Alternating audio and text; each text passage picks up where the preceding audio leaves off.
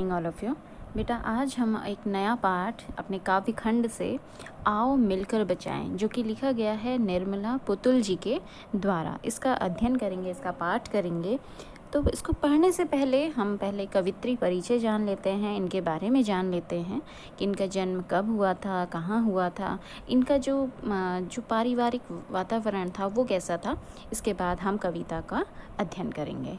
तो बेटा, जो निर्मला पुतुल जी थीं, इनका जन्म सन 1972 में झारखंड के दुमका ज़िले में एक आदिवासी परिवार में हुआ था। आदिवासी जो इतना सभ्य नहीं माना जाता है, जो ऐसे स्थान में रहते हैं, ऐसी जगह पे रहते हैं जहाँ पे आपको आपकी जो दैनिक वस्तुओं की चीज़ें हैं वो भी उपलब्ध होना बहुत मुश्किल होती है। तो ऐसे परिवार में इनका जन्म हुआ था। उनका आरंभिक जीवन बहुत कष्टमय रहा। बहुत ही इन्होंने परेशानियां झेली और घर में पिताजी व चाचा जी के शिक्षक होने के बावजूद घर की आर्थिक स्थिति इनका ठीक न होने के कारण उनके अध्ययन में बाधा उत्पन्न होती रही। इनके जो पिता थे, इनके जो चाचा जी थे, वो शिक्षक थे, लेकिन फिर भी इनकी जो आर्थिक स्थिति थी, जो धन था वो इतना नहीं था और इनकी शिक्षा जो चल पाती वो इतने आसानी से नहीं चल पाई। बाधा हमेशा उत्पन्न होती रही। उन्होंने नर्सिंग में डिप्लोमा किया एवं इग्नू से स्नातक की डिग्री प्राप्त की। उसके बावजूद इन्होंने पढ़ाई नहीं छोड़ी और इनके पिता ने, इनकी माता ने इनका साथ दिया और कैसे भी करके इनको आगे की शिक्षा दिलाई। आदिवासी समाज के विस्थापन मतलब एक जगह से दूसरी जगह पर जाना, अपने जो इनकी भूमि है उसको छोड़ देना, पलायन करना, पलायन भी यही चीज़ होती है। मानवाधिकार आदि मुद्दों पर उन्होंने कार्य और साथ ही संथाली समाज, क्योंकि ये संथाल जनजाति की थी, तो संथाली समाज के सकारात्मक और नकारात्मक दोनों पहलुओं को बेबाकी से उजागर किया है। उन्होंने बताया है कि संथाली समाज में जिस जाति से ये बिलोंग करती थी, जिस जाति से इनके ताल्लुकात थे, तो वो बताती हैं कि उसके सकारात्मक, उसके क्या पॉजिटिव इफ़ेक्ट्स हैं, क्या उसके नेगेटिव इफ़ेक्ट्स रहे उस समाज में। तो उन दोनों ही चीज़ों को इन्होंने बेबाकी के साथ, बेबाकी का मतलब होता है निर्भयता के साथ, इन्होंने उजागर किया है। ऐसे में वह अपने परिवेश की वास्तविक स्थिति को समझने में सफल हो सकें। इन्होंने हर चीज़ को बहुत ही गुण तरीके से जांचा परखा और उसको हमारे सामने इन्होंने रखा। कैसे? काव्य के माध्यम से, लेखनी के माध्यम से। नगाड़े की तरह बजते शब्द, अपने घर की तलाश में आदि इनकी जो प्रमुख रचनाएं हैं। अब इसके बारे में जान लीजिए, जो पाठ की रूपरेखा है, इस पाठ में कहा क्या गया है उसके बारे में जान लेते हैं। जो आपकी कविता है आओ मिलकर बचाएं, इस कविता में निर्मला पुतुल जी आदिवासी समाज और उनके जीवन के विभिन्न अनछुए पहलुओं से हमारा परिचय कराती हैं। ऐसी चीज़ें हमें बताती हैं जिसका ध्यान कभी किसी का गया ही ना हो। प्रस्तुत कविता में कवित्री जो है संथाली समाज के भोलेपन, प्रकृति से जुड़ाव, कठोर परिश्रम करने की क्षमता आदि के साथ, मतलब ये सारी चीज़ें तो पॉजिटिव हैं, ये सारी चीज़ें सकारात्मक हैं। इसके साथ ही साथ उसमें विद्यमान अशिक्षा, कुरीतियाँ आदि से भी परिचित कराती हैं। तो देखो, दोनों ही पक्ष वो रख रही हैं अपने समाज की। कवित्री अपने परिवेश को, मतलब परिवेश का मतलब है अपने वातावरण को, शहरों की अपसंस्कृति से बचाने का प्रयास कर रही है। अपसंस्कृति का मतलब होता है बाहरी संस्कृति, बाहरी वातावरण। उससे क्या कर रही हैं? उससे अपनी संस्कृति को बचाने का प्रयास कर रही हैं। आप आजकल जैसे देख रहे हैं कि विदेशी जो हम चीज़ों को अपना रहे हैं, तो वो भी ये कह रही हैं उनके लिए विदेशी ना होकर उनके लिए शहरी वातावरण थोड़ा अलग है अपने ग्रामीण वातावरण से। तो उसकी आबो हवा से खफा है वो, उसी के बारे में यहाँ पे वो जिक्र कर रही हैं। तो वो बताती हैं कि जो प्रस्तुत कविता में उन चीज़ों को बचाने के विषय में कहा गया है, मतलब जो उनके समाज में बाहरी वातावरण के प्रभाव में आकर लोग जो चीज़ छोड़ रहे हैं तो उसको बचाने का प्रयास कर रही हैं, उसके विषय में कह रही हैं, जो अच्छे समाज और प्रकृति के परिवेश हेतु आवश्यक है। इस कविता में कवित्री ने प्रकृति के नष्ट होने और विस्थापन की समस्या के विषय में बताया है, जिसके कारण आदिवासी समाज जो है संकट में है। मतलब जिस वजह से आदिवासी जो इनकी जो जाति है वो संकट में है, उस चीज़ को यहाँ पर वो उल्लेखित करती हैं। तो चलिए हम अपनी कविता पढ़ते हैं। आओ मिलकर बचाएं। अपनी बस्तियों को नंगी होने से, शहर की आबो हवा से बचाएं उसे, बचाए डूबने से पूरी की पूरी बस्ती को हड़िया में। ध्यान से समझना। पहले नंगी होना का मतलब है निर्लज या फिर अमर्यादित होना, ठीक है। और फिर आबो हवा, आप जानते हैं आबो हवा का मतलब होता है वातावरण या फिर जलवायु। और हड़िया का मतलब होता है हड़िया का मतलब है जो आदिवासियों की जो शराब है, एक प्रकार की शराब, जिस चीज़ का वो प्रयोग अपने नशे के लिए करते हैं।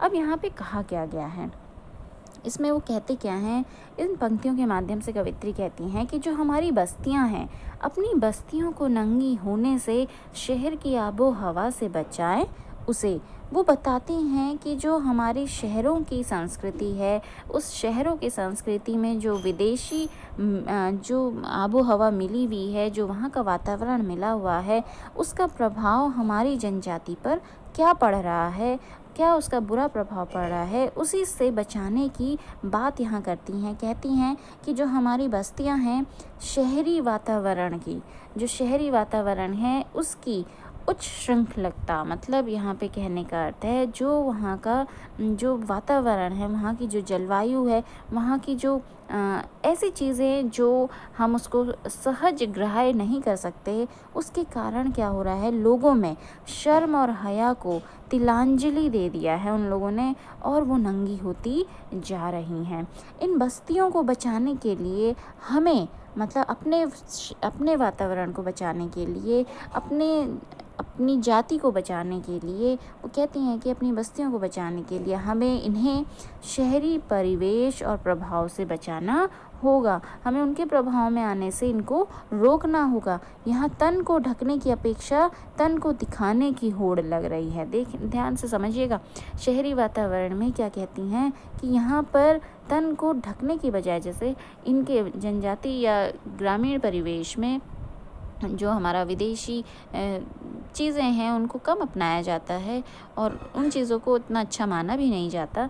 तो वो कहती हैं कि यहाँ पर तन को ढकने की अपेक्षा तन को दिखाने की होड़ लग रही है। लोगों के तन की तरह धरती भी क्या हो रही है, नंगी होती जा रही है। धरती नंगी का मतलब है कि जो पेड़ पौधे हैं उनको काटा जा रहा है और जंगल के जंगल नष्ट किए जा रहे हैं। वृक्षों को काटकर धरती को नग्न किया जा रहा है। और शहरी आबो हवा के कारण, अब कहते हैं कि शहरी आबो हवा के कारण क्या हो रहा है, लोगों में, हमारे लोगों में, हमारी जाति के लोगों में नशे की लत और इन बस्तियों में क्या हो रहा है, जोर पकड़ती जा रही है।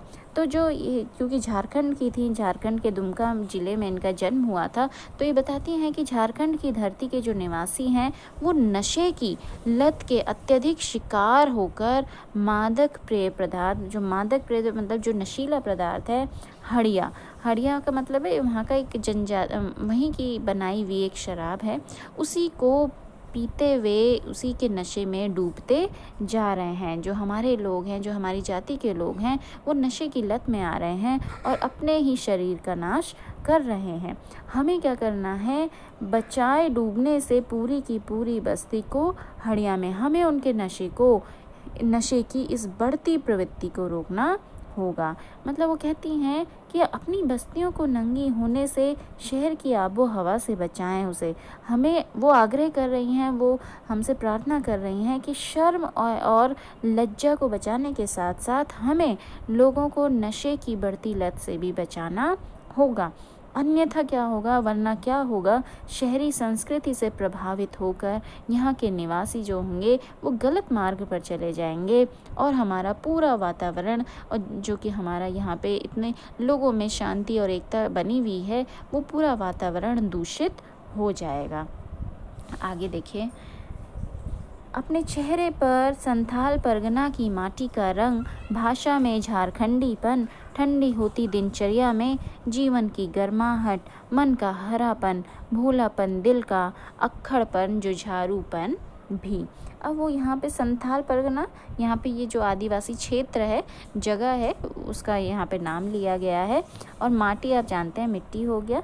झारखंडी पर मतलब झारखंड का, जैसे हम कहते हैं ना उत्तराखंडी, झारखंडी, इस तरीके से बिहारी, तो वैसे ही यहाँ पे झारखंडीपन का मतलब है झारखंड का जो स्वभाव है। और ठंडी होने का मतलब है कि बिल्कुल धीमा पड़ जाना, जैसे हम कहते हैं ना अरे ठंडा पड़ गया, मतलब अब उसके काम में कोई मन नहीं लग रहा है, बिल्कुल धीमा पड़ गया है, उसमें लेज़ीनेस आ गया है।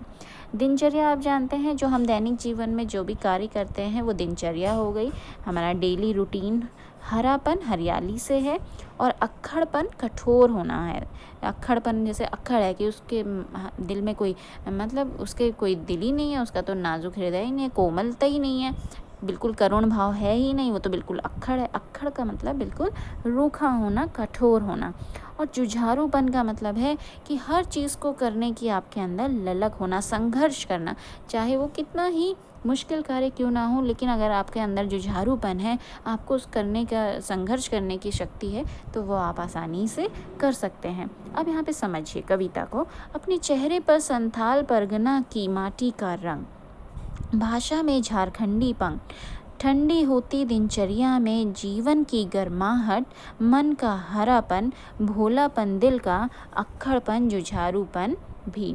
अब कवित्री चाहती है कि जो झारखंड के लोगों के चेहरों पर जो शहरी संस्कृति है उसका प्रभाव ना हो, वो चीज़ ना दिखे, बल्कि क्या दिखे, संथाल परगना की मिट्टी का स्वाभाविक रंग।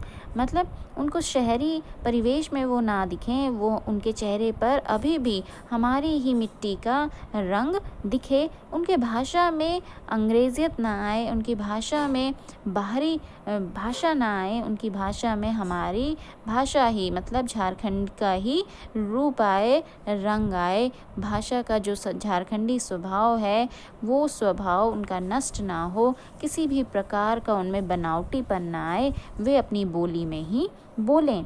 ठंडी होती दिनचर्या में जीवन की गर्माहट। अब जो शहरी संस्कृति के प्रभाव में आकर यहाँ के लोगों की जो दिनचर्या में ठहराव आ गया है, ठंडापन आ गया है, उसमें जो जीवन का उत्साह नज़र आता था वो नष्ट हो गया है। तो कविता, वो जो ये कवित्री हैं, वो चाहती हैं कि जीवन की गर्माहट, मन का हरापन, भोलापन दिल का, वो चाहती हैं कि यहाँ के लोगों के जीवन में वह उत्साह फिर से लौट आए, मन में फिर से सरसता और मधुरता आ जाए। मन का हरापन मतलब फिर से सरसता और मधुरता उनकी आ जाए, उनके दिलों में चालाकी और समझदारी की अपेक्षा वही पहले जैसा भोलापन आ जाए। जो बाहरी परिवेश से उनके अंदर चालाकी आ गई है, वो चालाकी की अपेक्षा उनमें वही भोलापन, जो दिल से वो बिल्कुल मासूम हुआ करते थे, भोले हुआ करते थे, वही चीज़ आ जाए।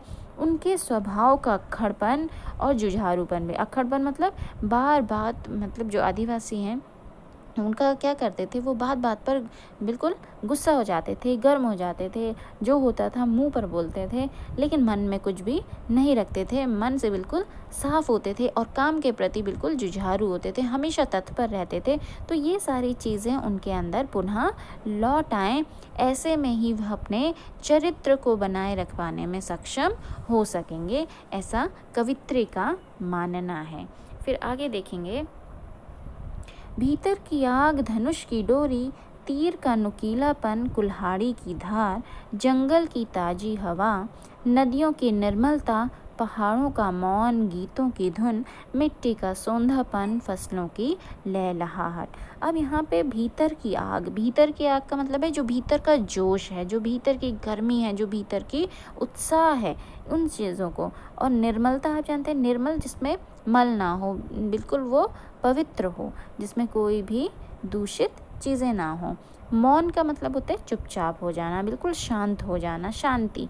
और सौंधापन एक सुगंध होता है, जो मिट्टी की खुशबू, जब आप देखते हैं बिल्कुल सूखी मिट्टी में जब बारिश की बूंदें पड़ती हैं तो क्या होता है, उसमें से अलग ही खुशबू आती है, तो वो सौंधापन, वो सुगंध होती है। तो सौंधापन का मतलब खुशबू है, और लहलहाट का मतलब है लह लहाना। अब यहाँ पे वो कहती क्या है, ध्यान से समझना। भीतर की आग, धनुष की डोरी, तीर का नुकीलापन, कुल्हाड़ी की धार, जंगल की ताजी हवा। अब कवित्री कहती हैं कि जो संथाली समाज है उसको संघर्ष करने की अपनी प्रवृत्ति जो उनकी आदत है, जो उनका व्यवहार है संघर्ष करने का, परिश्रम करने की जो अपनी आदत है, अपने जो पारंपरिक उनके हथियार हैं, हथियार में क्या है, धनुष और उसकी डोरी और तीरों का जो नुकीलापन है और कुल्हाड़ी की धार है आदि को भी बचाना चाहिए। क्योंकि ये सभी क्या हैं, ये सारी प्रवृत्तियाँ जो हैं, ये सारी जो आदतें हैं, उनके समाज की पहचान है। ये व्यवहार ही तो उनकी पहचान है। वह इस समाज से कहती हैं कि हमें अपने जंगलों को कटने से बचाना चाहिए। देखिए, कुल्हाड़ी की जंगल की ताज़ी हवा, नदियों की निर्मलता, हमें क्या करना है, हमें अपने जंगलों को कटने से भी बचाना चाहिए, ताकि क्या हो, जो हमारी ताज़ी हवा है वो हमें मिलती रहे। नदियों की निर्मलता, नदियों को दूषित ना करके उनकी भी स्वच्छता को बचाए रखना है। पहाड़ों का मौन, गीतों की धुन, पहाड़ों पर जो शोर को रोककर शांति बनाए रखनी है। और क्या कहते हैं, अपने गीतों की धुन को बचाना है। मतलब जो हमारी पारंपरिक गीत हैं उनको भी हमें, जो हमारी संस्कृति की पहचान है उनको भी हमें बचाना है। मिट्टी का सौंधापन, फसलों की लहलहाट, हमें मिट्टी की सुगंध को और अपनी लहलहाती फसलों को भी बचाना है। ये सब क्या है, हमारी संस्कृति के परिचायक हैं, पहचान है। और हमें अपनी जीवन शैली को छोड़कर, हमें अपनी जीवन शैली को छोड़कर शहरी जीवन शैली को नहीं अपनाना है। मतलब उनके परिवेश में हमें अपने आप को नहीं ढालना है। कवित्री चाहती है कि यहाँ का वातावरण अपने इसी रूप में विद्यमान रहे और यह समाज शहरी जीवन और परिवेश से प्रभावित ना हो। तो ये हमारा इसका था। अब आगे देखेंगे। नाचने के लिए खुला आंगन, गाने के लिए गीत, हंसने के लिए थोड़ी सी खिलखिलाहट, रोने के लिए मुट्ठी भर एकांत, बच्चों के लिए मैदान, पशुओं के लिए हरी हरी घास, बूढ़ों के लिए पहाड़ों की शांति। अब यहाँ पे ध्यान से समझिएगा। खिलखिलाहट मतलब जो बिल्कुल खुलकर हंसता है, उसका इसका अर्थ है। और मुट्ठी भर का मतलब थोड़ा सा, मुट्ठी भर थोड़ा सा। एकांत आप जानते हैं, अकेलापन हो गया। अब इसमें वो क्या कहती हैं कवित्री कि इस समाज की जो संस्कृति और परिवेश है उसके स्वरूप में अंतर आ गया है। कैसे अंतर आ गया है? आबादी और विकास के कारण क्या हो गया है, घर जो हैं छोटे छोटे होते जा रहे हैं। अभी यदि नाचने के लिए भी या मौज मस्ती करने के लिए भी आंगन चाहिए तो आबादी पर नियंत्रण करना होगा। नाचने के लिए खुला आंगन, गाने के लिए गीत। अब कह रहे हैं कि यदि नाचने के लिए और मौज मस्ती के लिए आंगन चाहिए तो हमें अपनी आबादी पर नियंत्रण करना होगा। फिल्मी प्रभाव से मुक्त होने के लिए अपने गीत होने आवश्यक हैं।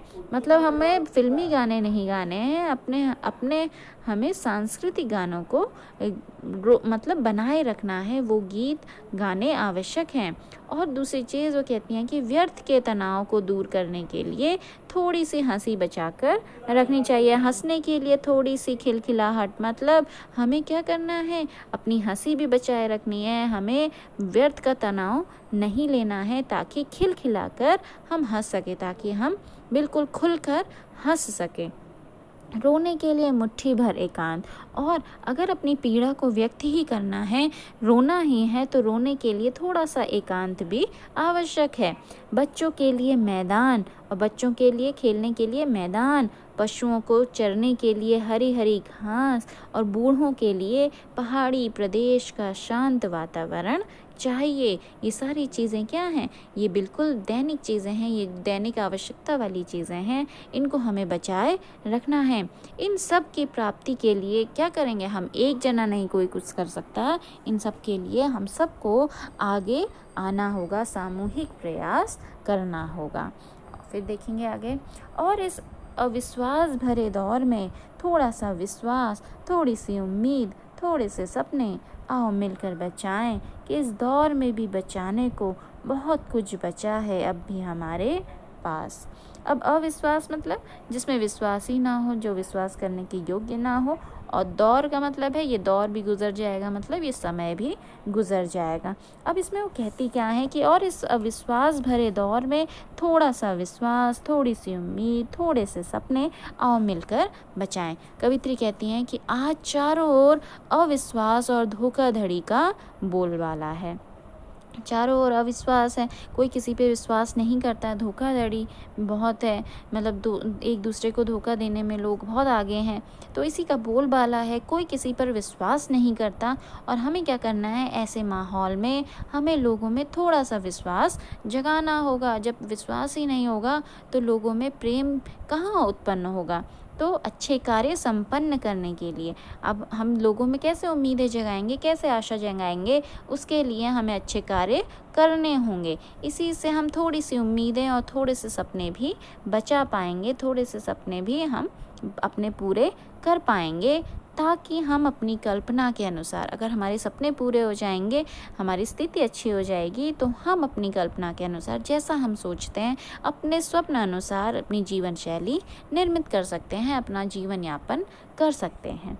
फिर अंत में वो ये कहती हैं कि आओ मिलकर बचाएं, कि इस दौर में भी बचाने को बहुत कुछ बचा है अब भी हमारे पास।